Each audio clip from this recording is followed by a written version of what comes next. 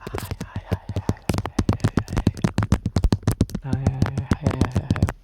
Welcome back. I know it's been a while, and I was just busy with some schoolwork and all, and some other stuff. But now, I am back, and I was also very lazy as well to make time and actually make a video. But either way, here you are. I'm back. And today I didn't really know what to do, so I just looked up to my what do you say cupboard, looked inside my cupboard, and just found some old books, childhood books, which I used to read back when I was a child. And I don't really read much now. I don't really have to find the time, and I'm not into reading. I mentioned that in my previous videos as well. But yeah, so today we're gonna revisit some of my childhood books. Just a disclaimer: I don't remember any of them, and basically we're just gonna read the little summary they have on the back of the book, like right here. We're gonna go through that, and yeah, we're just gonna yap about that. All right. As you can see, I have, these are not all of them, but these are some of them. Yeah, so we're gonna go through them. All right, so first we're gonna go through Macbeth. This is a classic by William Shakespeare, as you guys know him. And I didn't actually really buy this, read on my own. This was actually associated with my school's curriculum, so we read this in class. Yeah, and I'm very sure most of you guys might know about this. If you guys are actually into books and into literature, you guys would definitely know about this Macbeth. Yeah, so it's a play script basically. I have the play script version, I don't have the novel version. I think there is a novel version, I don't really have that. I have the play script version. I don't really know the thingy, but like, yeah.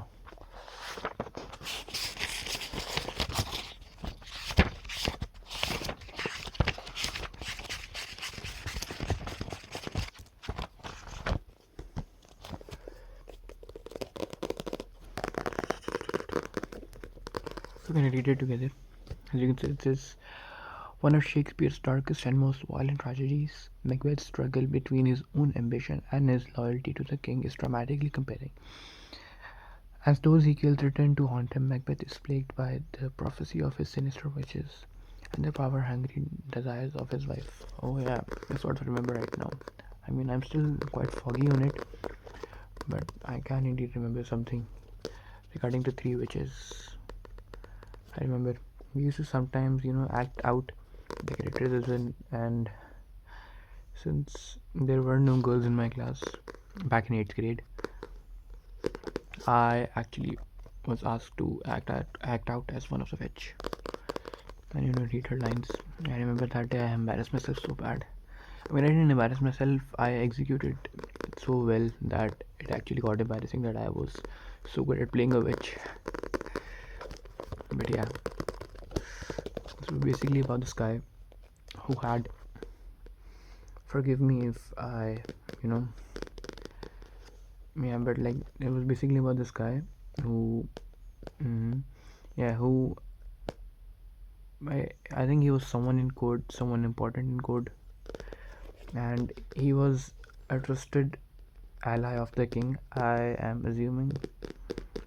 And yeah, the thing is, and I'm pretty sure he also kills the queen and the king, I think, in order to gain more power out of pure greed. And I think the witches make him do that, and he just basically suffers and atones for his sin. I don't know if I'm correct, but I think that's what I can remember. I think he goes crazy, something like that. Yeah, but this is it.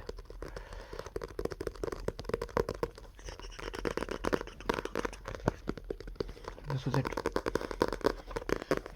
We're gonna put it to the side. The next one we have is this one.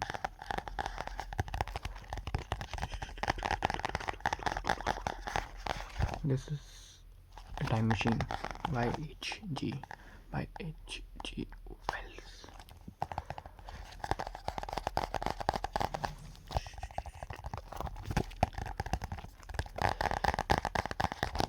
I remember I used to, be scared of this book. I don't really remember why. I think as we're gonna go through this, I might remember some of this. Then you might find out why I was scared of this book back as a child. Yeah, but yeah.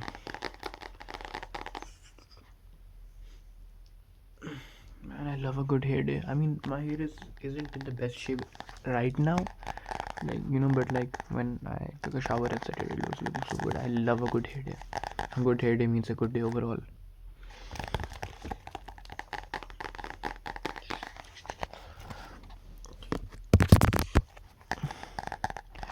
Either way, let's read this. At first, the far future looks. Wait, I don't know if you guys can make it out. I think I'm gonna have to read it this way. I'm having trouble reading it, putting it right there and reading it that way because it's too small. Either way, I'm gonna read it out for you. This at the far future looks like an enchanting place to the time traveler. So the main character, the protagonist, is the time traveler. I think the graceful Eloy, if I'm pronouncing that correctly, appeared to embody contentment, beauty, and peace. The Eden they live in seems to be free of suffering, but he soon comes to understand that Eloy are fragile creatures, desperately afraid of the dark, and with good reason. For the Morlocks live in the dark, and the Morlocks are to be feared. And time travel must venture into their subterranean world to find his way back to his own era. Oh yeah, yeah. I was too terrified of these Morlocks. I remember, I think it was something to do with eating. I think they used to eat Eloy, and they were, you know, horrifying creatures. Whereas the author describes them, though, they were horrifying creatures. I think they used to be very aggressive towards Eloy, and the main character, the protagonist, had to, I think, go underground. Yeah, Morlocks used to be underground, I think, and the main character had to go underground in order to, I don't know why, but yeah, I think, yeah, as they say, to find his way back into his own era, because I think he got lost in the dimension of time and he had to go back, and the only way to go back was perhaps entering the underground or the world of the Morlocks. That's what this is. That's what the protagonist did to do so.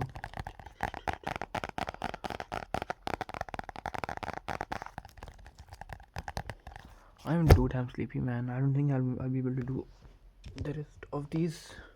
I'm going to do as much as I can right now before I accidentally fall asleep on camera, and then I have to, cut this part out. It'll be embarrassing. But yeah, I'll do as much as I can.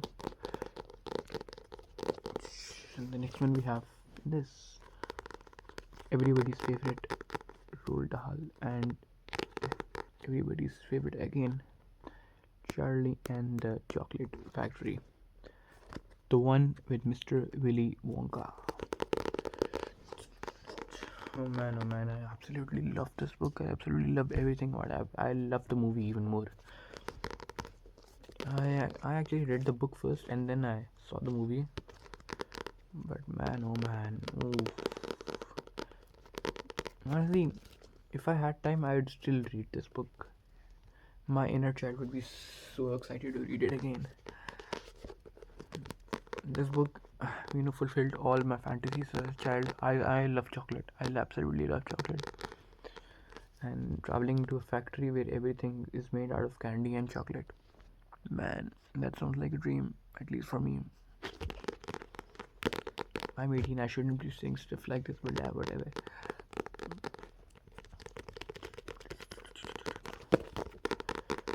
Yeah, but we all know what this is. Charlie, an extremely poor boy belonging from an extremely poor family, whereas I think dad worked in a toothpaste factory, and he lived with his maternal and paternal both grandparents.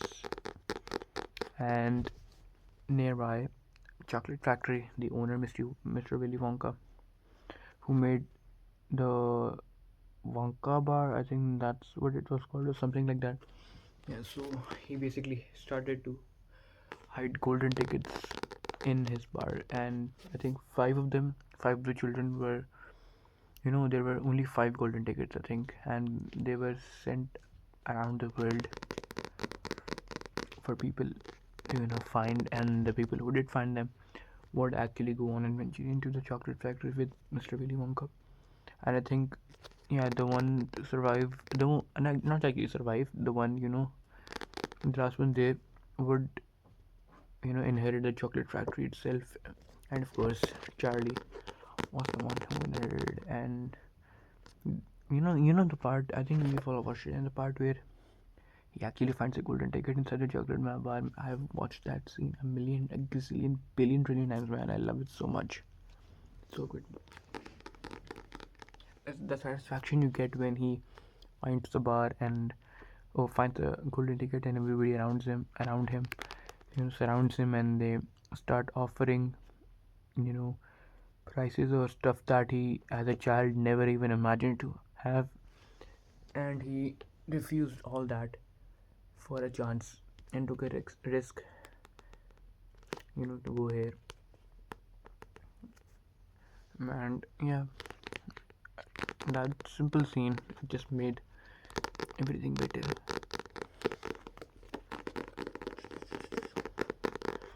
But yeah, everybody knows about this book. So good. Okay, this next book, I have no idea. I have like zero memory of it. I don't even remember. I don't even. Yeah, I forgot this book even existed, bro. I just saw it the other day and I was like, oh man, I totally forgot about this.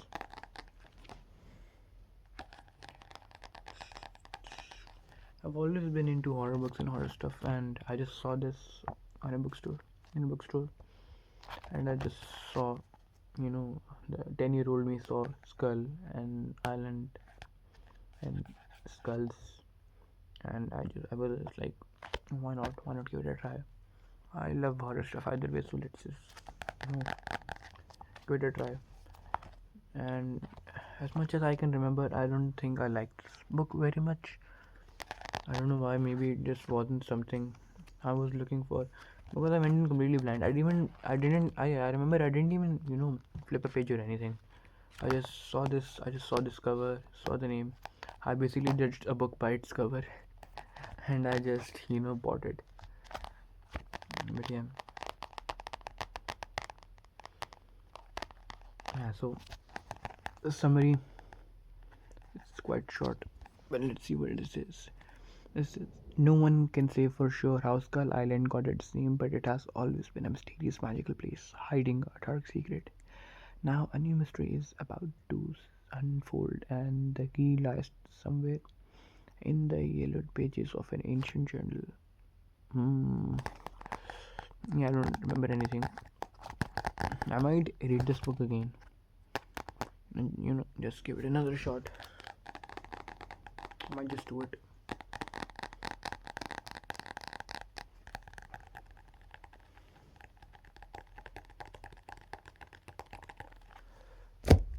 And there we go.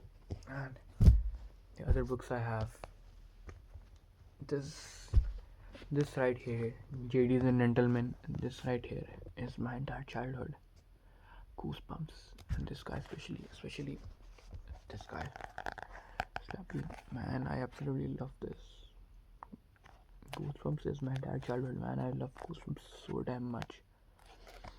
I remember the first book I read was Welcome to Dead House. Yeah, I didn't even know Goosebumps existed. I just went into a bookshop and my dad was like, "Do you know about this series?" I was like, "No." He was like, "You need to read this," and I said, "Sure."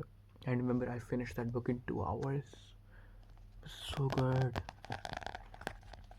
And then I just saw this. I saw this on the back, and I was like, "Ooh, I need this," because you guys know Slappy is basically the face of Goosebumps. And I saw Slappy on multiple times, and I was like, "Yeah, I need this book." And then I just bought it, and this is, to this day, actually not this one, this one right here. This is my favorite Goosebumps, to say the least. But like, yeah, we're gonna get to these later. This pure cinema.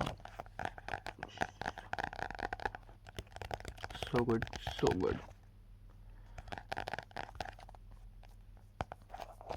The $3 packet says Chris's twin sister has just found a ventriloquist. Yeah, but my pronunciation sucks. I forgot how it's pronounced. Ventriloquist, yeah, something like that. Dummy, and it's all anyway. Their friends seem to care about. Chris is tired of being ignored, so she gets a dummy of her own. But double the dummy seems to mean double the trouble and horror. Oh, I sort of remember now. I think, yeah, they got Slappy and they thought Slappy was the one possessed. And then they got another dummy, and I think they thought that the other dummy was possessed. And in the end, I think it came out to be Slappy was who actually was the one possessed. Or I am confusing it. Or actually, the other dummy, which was possessed. Yeah, I don't really remember. But like, yeah. I don't really remember. I think I'm gonna read these books again. I mean, yeah, but like it wasn't possessed. It's just an entity of its own. But yeah, this right here is a smartass. He's smart. He's smarter than most of us. Like Light and Death Note, that type of shit. This guy is smart as shit. Apologies for my language, but yeah.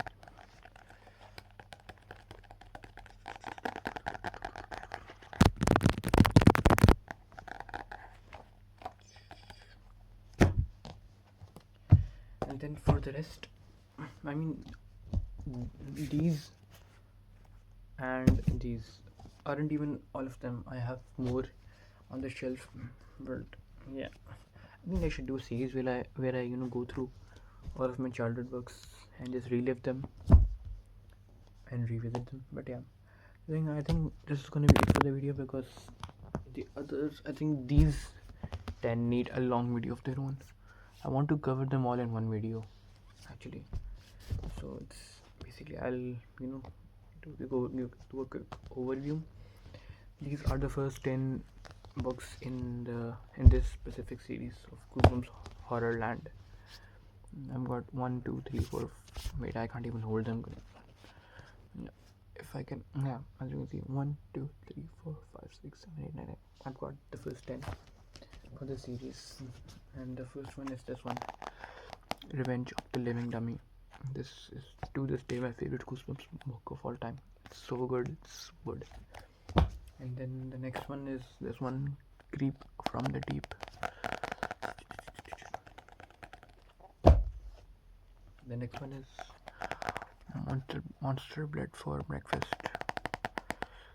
I don't really think I like this book. No, actually, yeah, I think I liked this book, but I didn't like this book. This one, it just wasn't my type. But like, yeah, this is the book, and this is this one not my second favorite, but like maybe fourth, somewhere that. This is still a really good book. Yeah, I think it was somewhere based around Halloween or something. So good. And then we've got this Dr. Maniac versus Robbie Schwartz, if I'm pronouncing his name correctly. But yeah, this cover used to scare me at night. It gave me nightmares, man. I think I saw this guy in my dream once.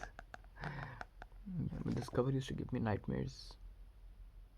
I don't know, man. It just looks very uncanny to me. I'm scared. I have a big phobia of the uncanny valley and that type of shit.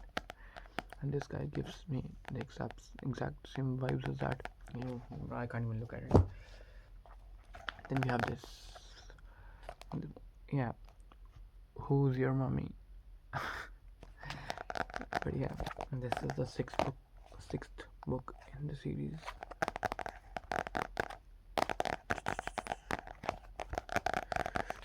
This one was pretty good as well, and this is the 7th book. My friends call me Monster.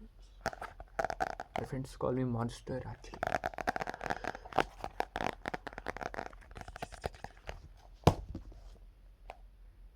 actually. Yep, this is the 8th book. Say Cheese and Die Screaming. This is the Horrorland version of it. The original version is just Say Cheese and Die, I think. Yeah, I don't think it has screaming at the end. This Horrorland one does, and it was pretty good as well. Out of all these, the one I remembered clearly is actually this one. I mean, not clearly, but like somewhat clearly, or better than how I remembered them, or compared to them. This is the one I remember.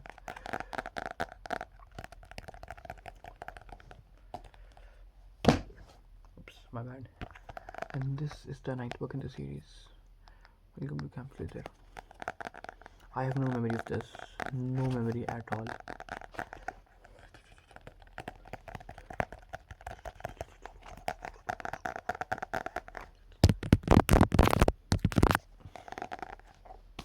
And this is the 10th book. This is not the last book. You have like 11th, 12th, and I don't know how much. But like this is the 10th book I have this. I bought an entire set. I actually got this for my birthday. My mom bought me these for my, I think, 11th or 12th birthday. Yeah, something like that. My mom bought me these.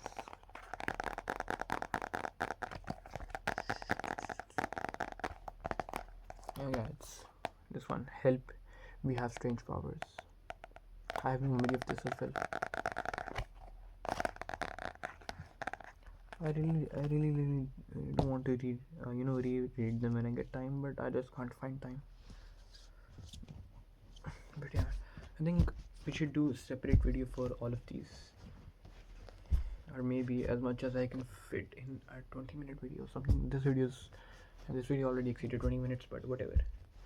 I think we should do a separate video for these books, at least for these 10, and then we can do another video for the rest of the books I have.